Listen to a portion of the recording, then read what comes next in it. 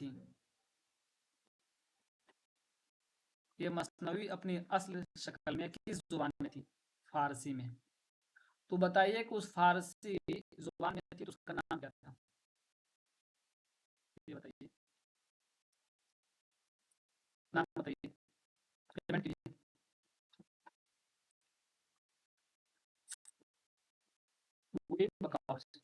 ٹھیک ہے، چلیے. ساتھ ہی ساتھ یہ بتا دیجیے کس زمانے میں مثنوی گلزار نسیم، یہ کس کتاب سے، بتائیے کس کتاب سے مثنوی گلزار نسیم مطلب ترجمہ ہوا؟ بتائیے.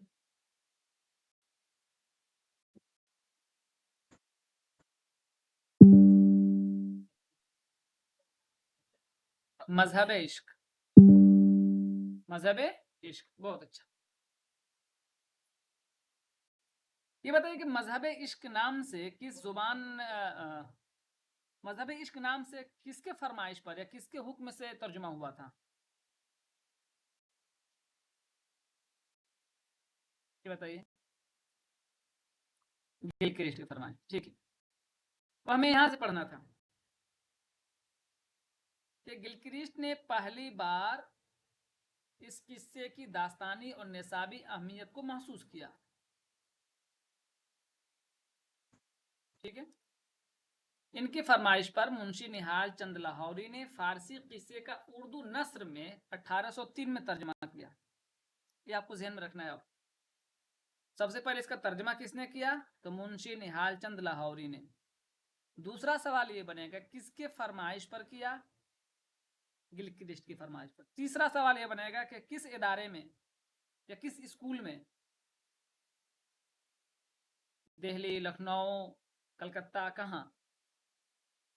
یا عظیم آباد، فورٹ ولیم میں. تو فورٹ ولیم کہاں؟ فورٹ ولیم کہاں ہے؟ فورٹ ولیم کہاں ہے؟ کلکتہ میں. ٹھیک ہے. اور ساتھ ہی ساتھ ایک سوال یہ بھی بن جائے گا، دو ترتیب میں بنتا ہے، کہ کس سن میں 1805، 1880، 1803 یا 1810 کس سن میں؟ یہ بھی معلوم ہونا چاہیے ساتھ ہی ساتھ. تو 1803 میں. تو ایک اس لائن سے یا ایک اس سطر سے کتنے سوالات بنے؟ 4-5. اس طرح پڑھیں گے تو معلومات زیادہ ہوگی. چلیے اب آگے چلتے ہیں. کریں گے پھر 1844 میں جو داخلی نصاب کتابیں وہ 1844 میں بنی یا 1844 میں یہ جا کے تیار ہوئی.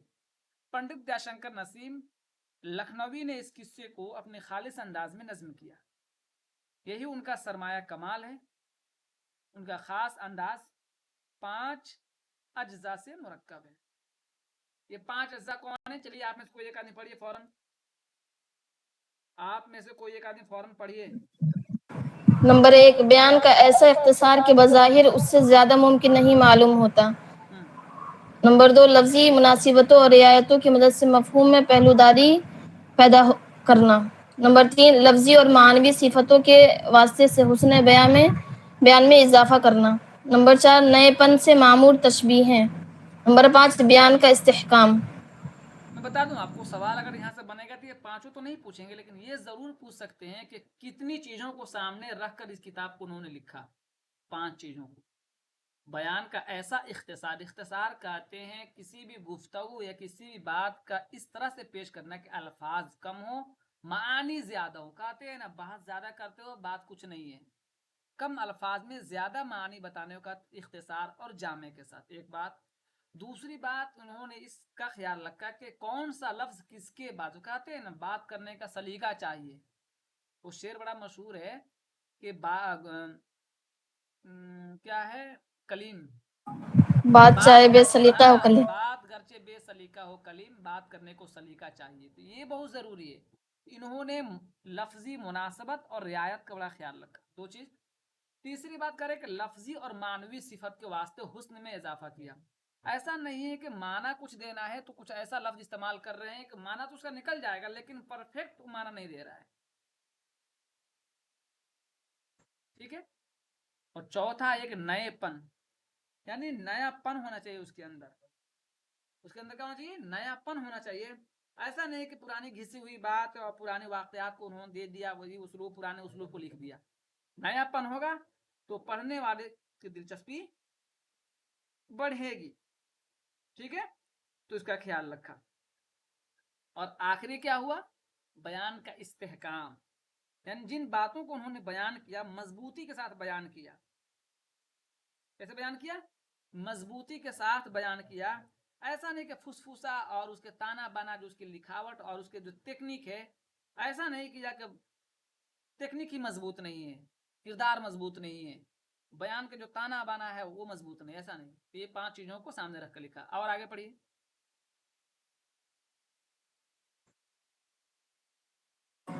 इस पर इत्तफाक किया गया है कि नसीम ने अक्सर मकामात पर जिस कदर इख्तिसार से काम लिया है उससे ज़्यादा इख्तिसार बज़ाहिर मुमकिन नहीं आता। मसलन इस शेर को देखिए, पूरा मुकालमा 2 मिसरों में समा गया है और बयान की वजाहत पर हल्की सी शिकन भी नहीं पड़ने पाई।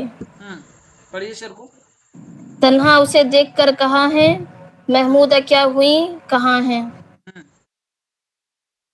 अब ये इसमें क्या कहा गया उतना भी नहीं जाना है, तहकीक का मामला है, लेकिन हम इम्तिहान की गरज से पढ़ रहे हैं तो ये ज़रूर याद करेंगे। अगर ये शेर आ जाएगा दायरे उठा के पूछ ले, जैसे महमूदा एक किरदार है गुलजार नसीम का, एक किरदार का जिक्र इसी में आ गया, यही शेर उठा कर पूछ लें कि ये शेर कुतुब मुश्तरी में है, गुलजार नसीम में है, सहरुल बयान में है, या किस मसनवी में बयान किया गया है, ये हमें इल्म होना चाहिए। ये सहरुल बयान में नहीं बल्कि गुलजार नसीम का शेर है। आगे आइए, ये इसी का फैज़ है कि मुतअद्दिद अशार ज़रबुल अमसाल की तरह मशहूर हो गए, सिर्फ 2-4 मिसालें पेश की जाती हैं। पढ़िए इसको, शेर को पढ़िए। इंसान और परी का सामना क्या, मुट्ठी में हुआ हवा का थामना क्या लुत्फ जो गैर पर्दा खोले, जादू वो जो सर पे चढ़ के बोले। गम राह नहीं के साथ दीजिए, दुख बूझ नहीं, इजाफत के साथ पढ़िए, गमे राह नहीं के साथ दीजिए, दुख बूझ नहीं के बांट दीजिए, दुख बोझ नहीं के बांट दीजिए। समझाने से था जी, बांट लीजिए। समझाने से था हमें सरोकार, अब मान न मान तू है मुख्तार। मुख्तार कहते हैं आज़ादी। कि कोई आपका दोस्त अगर आपको कह रहा है इशारे में बात या मुबाशरतन खुल के कह रहा है तो फैसला आपको लेना है। एक शेर बड़ा मशहूर है, सुनो कोई 1000 कुछ सुनाए, कीजिए वही जो समझ में आए।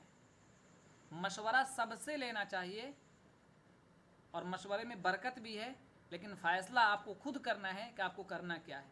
समझ गए? तो ये आशार आपके जहन में होने चाहिए कि ये आशार किस मसनवी में इस्तेमाल किया गया। आगे आइए।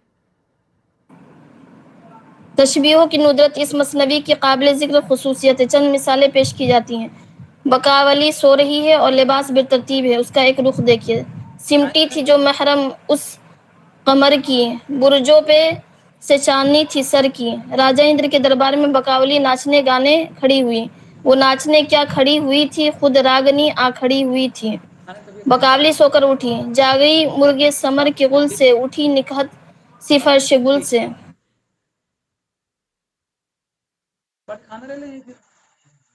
गर्ज ये कि गुलजार नसीम ने मसनवी निगारी में एक नए अंदाज का इजाफा किया जो उससे पहले इस तरह मुतारिफ नहीं था। यूँ ये अपने तर्ज की मुनफरिद मसनवी है।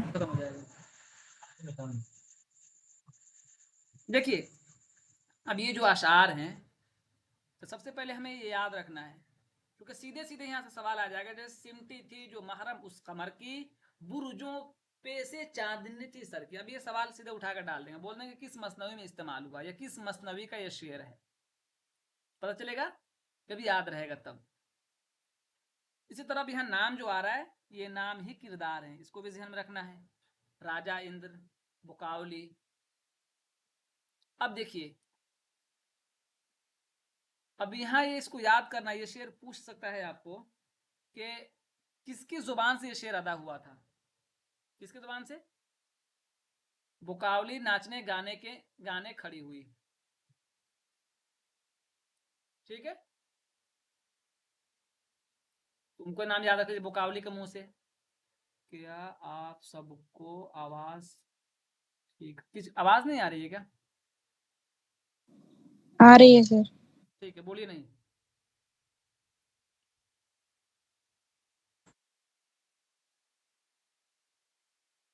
फिर से यहाँ बुकावली की जुबान से ही ये शेर अदा हो रहा है। बुकावली सोकर उठी है, पढ़िए शेर को। बकावली सोकर उठी है, जागी मुर्गे समर के गुल से, उठी निखत सी फर्श गुल से। आगे पढ़िए। غازی کے گلزار نسیم نے مثنوی نگاری میں ایک نئے انداز کا اضافہ کیا جو اس سے پہلے اس طرح متعارف نہیں تھا. یوں متعارف نہیں یہ پڑھتے ہیں اس کو، اردو میں پڑھتے ہیں متعارف. متعارف نہیں تھا. یوں یہ اپنے طرز کی منفرد مثنوی ہے. میں بتا دوں متعارف اور متعارف کیا فرق ہے. عام طور سے ان کو عربی نہیں آتی ہے، اردو والے بھی نہیں بتا پائیں گے. یہ تعارف جو ہے نا یہ فعل لازم ہے، اس کا اس میں فاعل نہیں ہوتا. یہ فعل لازم ہے، مفعول ہی آتا ہے اس کا، مصدر کے معنی میں ہوگا متعارف. ٹھیک ہے. یوں جیسے متعدد، لیکن عربی میں متعدد بھی استعمال ہوتا ہے، اردو میں متعدد استعمال کرتے ہیں تعدد سے. چلیے اب یہاں کچھ اشعار ہیں جو جاننا ضروری ہے، شاید اس مرتبہ ہی آیا ہی تھا. تو پڑھیے، کوئی اور پڑھیے آپ میں سے، یہاں سے پڑھنا بہت ضروری ہے. آغاز مثنوی کا تو پڑھیے، کوئی بھی پڑھیے بلند آواز میں. آپ ہی پڑھیے، کون پڑھ رہی تھی؟ جی آغاز مثنوی. آغاز مثنوی. یا رب میرے خامے کو زباں دے، منقار ہزار داستاں دے.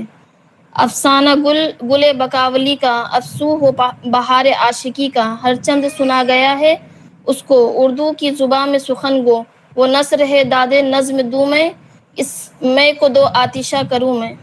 یہ سوال آ سکتا ہے، وہ کون سا مثنوی گو، کون سا ادیب ہے یا کون ایسا مثنوی گو ہے جو اپنی مثنوی کے بارے میں اس بات کا دعویٰ کرتا ہے یا اپنے تعلق سے اس بات کا مدعی ہے کہ وہ نثر ہے. وہ مطلب کون؟ گلزار نسیم. داد نظم دوں میں، اس میں کو دو آتشہ کر دوں میں. انہوں نے اپنے مثنوی کے بارے میں خود لکھا کہ اس کے اندر یہ کمال ہے. آگے آئیے، پھر پڑھ لیجیے دو چار شعر اور. کوئی پڑھیے اور. دلبر کا کوئی اور جی پڑھیے. دلبر کا شہزادہ سے چوسر کھیلنا. رنگ اس کا جمع تو لا کے چوسر کھیلی، وہ کھیلاٹ بازی بدکر. وہ چھوٹ پہ تھی یہ میل سمجھتے، بازی چوسر کے کھیل سمجھے. زور سے پڑھیے، تاج آواز کٹنی نہیں چاہیے. جو بھی لفظ اس میں ہو، جس کا جو مخرج ہے، جو ادائیگی ہو، آخر میں پتہ چلنا چاہیے آپ کس پر رک رہی ہیں. چلیے پڑھیے. تاج الملوک کا دلبر ویسوا سے چوسر کھیلنا. وہ چشم و چراغ بیسوا کے کرنے لگے تاک جھانک آ کے. نیولا وہ کے مار آستین تھا، مارے چٹکی کے آستین، بجا. مار آستین نہیں، یہ فارسی زبان کا لفظ ہے، سانپ کے معنی میں آتی ہے مارے آستین. نیولا وہ کے مار آستین تھا، چٹکی کے بجاتے ہی وہی تھا. کوئی اور پڑھیے یہاں سے. پڑھوا اس لیے رہا ہوں کہ گلزار نسیم پڑھ نہیں سکتے مکمل ایک، اسی پھنس جائیں گے. کے کم سے کم جو اہم اشعار ہیں اس کو آپ کی نظر سے ایک چکر ہو جائے. چلیے پڑھیے. پڑھیے. بکاولی غلچی کی تلاش میں نکلتی ہے، وہ سب جا باغ خواب آرام. دیکھیے میرا پڑھنے یعنی میں کیا وہ غلطی ہوئی ہے، نکلتی ہے اسی میں آپ نے ملا دیا. یہاں آپ کا عنوان ختم ہوا، اب شعر شروع ہو رہا ہے. تو اب پڑھیے تاکہ لگے کہ پہلا لائن جو تھا وہ عنوان تھا، اب یہاں سے شعر شروع ہو رہا ہے. پڑھیے. جی وہ سبز باغ خواب وہ آرام. سبز باغ خواب آرام، یعنی وہ بکاولی گل اندام. جاگی مرغے سحر کے گل سے، اٹھی نکہت سے فرش گل سے. پڑھیے. جی وہ سبز باغ خواب آرام، یعنی وہ بکاولی گل اندام. جاگی مرغے سحر کے غل مرغ سے، نہیں ہوتا ہے، اٹھی ورنہ مرغی آ جائے گی. مرغ نہیں ہے، مرغ ہے، مرغے سحر. مرغ جاگی مرغ سحر کے گل سے، اٹھی نکہت سی فرش گل یہ سے. نہیں جانتے ہیں شہر منہ نہیں، شہر دھونے. کے ہیں کیا آپ؟ مرغے شہر کے گل سے شہر کے ہیں دیہات کے؟ آج بھی دیہات میں کیا ہیں. بولے سر؟ آج بھی فجر کے وقت مرغے جو ہوتے ہیں نا دیہات میں جگا دیتے ہیں. جی وہی ہے مرغے شہر کے گل. گل منے ہنگامہ، شور شرابہ. چلیے. منہ دھونے جو ان کو ملتی آئی، پر آب وہ چشمے حوض پائی. چلیے یہ سارے اشعار آپ کو پڑھ ڈالنے ہیں. دیکھ رہی ہیں کتاب میں دے چکا ہوں آپ کو، یہ آپ کو دیکھ لینا. اب یہاں خلاصہ دیکھ لیجئے جو کل پڑھے تھے سبق اور آج جو آدھا پڑھے. کریں گے گلزار نسیم. چلیے کمنٹ کیجئے گلزار نسیم کب لکھی گئی، کمنٹ کیجئے. کون کمنٹ کیجئے سب لوگ، گلزار نسیم لکھی کب گئی.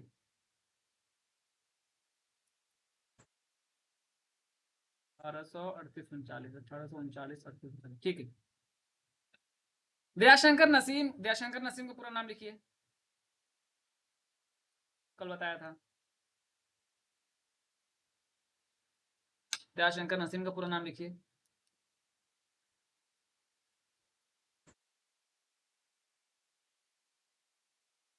पंडित दयाशंकर नसीम, किसी का सही जवाब नहीं आएगा। हाँ, हेना तबस्सुम का जवाब सही है। पंडित दयाशंकर कोल, नसीम ने नाम नहीं था उनका। पंडित दयाशंकर नईम तो नहीं है। सही नाम बताइए। नसीम तखल्लुस, ऊपर क्या दिया था? पंडित दयाशंकर नसीम कोल, पंडित दयाशंकर नसीम। देख लीजिएगा किताब एक मरतबा फिर से। चलिए आगे आइए, पढ़ कर आइए, पढ़कर किताब इसलिए देता हूँ जो मीर हसन के मसनवी सेहरुल बयान से मुतासिर होकर लिखी गई। अब एक सवाल ये बन सकता है कि गुलजार नसीम किस मसनवी से मुतासिर होकर लिखी गई? सेहरुल बयान से मुतासिर होकर लिखी गई। कभी भी ये सवाल आ सकता है। नसीम को सेहरुल बयान का तर्ज इस कदर पसंद आया कि उन्होंने भी एक मसनवी लिखने की ठान ली, जिसका नाम उन्होंने गुलजार नसीम रखा। गरज के गुलबकावली का किस्सा जो नस्र में था उसको नज्म में ढाला और ये मसनवी 28 बरस की उम्र में लिखी।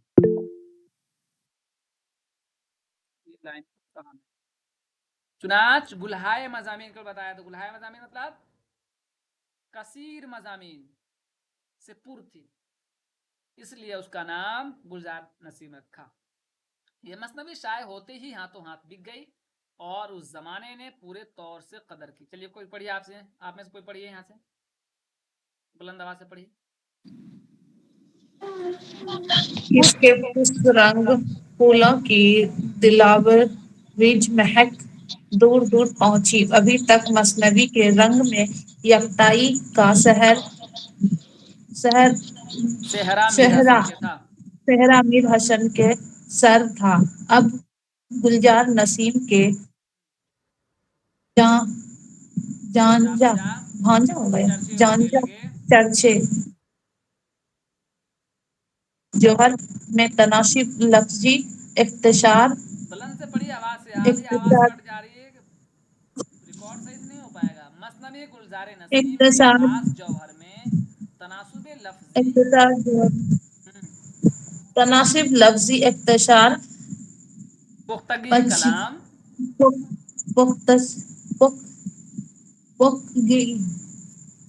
क्या है सर? पुख्तगी कलाम, चुस्ती बंदिश, शौक अल्फाज, पाकीज़गी ज़ुबान की पाकीज़गी इजाफर के साथ शामिल है। नेज़ इस्तियारों और तशबीहों से जो मीनाकारी की है उसने और हुस्न दोबाला कर दिया है। बकौल मोहम्मद हुसैन आज़ाद, अभी आपको याद कर लेना है क्या है। पंडित दयाशंकर नसीम ने गुलजार नसीम लिखी और बहुत खूब लिखी। उसकी आम व ख़ास में शोहरत है। उसके नुक्ते और बारीकियों को समझें या न समझें, मगर सब समझ लेते हैं और पढ़ते हैं। जितनी समझ में आती है उसी पर खुश होते हैं और लौटे जाते हैं। ये आपको अपने डायरी में या अपने नोटबुक में नोट कर लेना कि ये कौल किसका है, मोहम्मद हुसैन आज़ाद का है। तो आज के लिए इतना ही रहने देते हैं। मैं क्योंकि अभी आया हूँ, भीगा हुआ हूँ, मुझे और काम भी करने हैं। कल नया टॉपिक शुरू करेंगे। जो मैं भेज दिया हूँ फूलबंद का भी भेज दिया हूँ